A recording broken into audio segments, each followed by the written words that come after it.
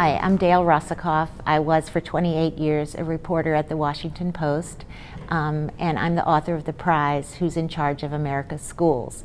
I wrote this book because I was absolutely electrified when I learned that Mark Zuckerberg, then 26, the founder of Facebook, was giving $100 million to Newark to try to turn around its very challenged and frequently failing schools. He was joined in this by Cory Booker, who was then the mayor of Newark and a Democrat, and Chris Christie, then the governor of New Jersey, a Republican. And they were going to try to bring all the principles of the education reform movement to this very, very troubled city.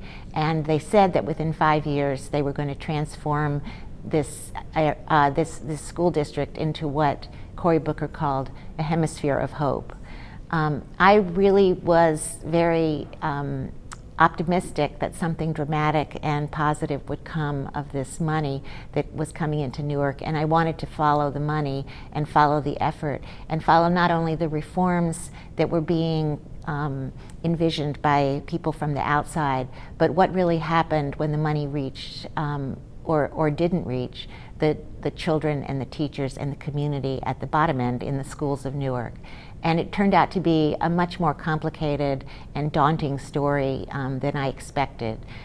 There's a lot there. I think that there's a lot in the book about the degree to which poverty and the children's exposure to violence and the community's struggles play into the challenges that children have in the classroom. And while the money was used for a lot of systems reforms and systems changes, for example, a new teacher's contract, a new teacher evaluation system, a new data system, and also a vast expansion of charter schools, there wasn't really a reckoning with what needs to be done at the level of the classroom, where children are coming into school every day, living very troubled lives on the streets of Newark.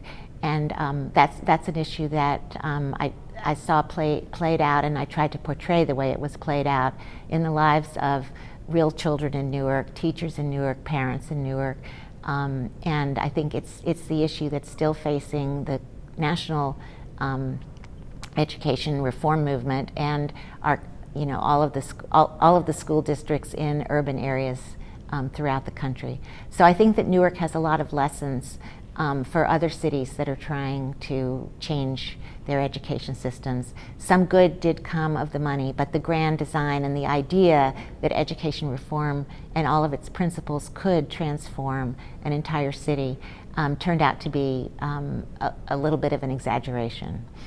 I do think that the greatest hope for cities and for school districts and cities is the community on the ground, the people who really care about the schools, care about the kids, and teachers who are willing to stay not just for 5 years, but for an entire career, and to keep working day after day to make education and children's lives better.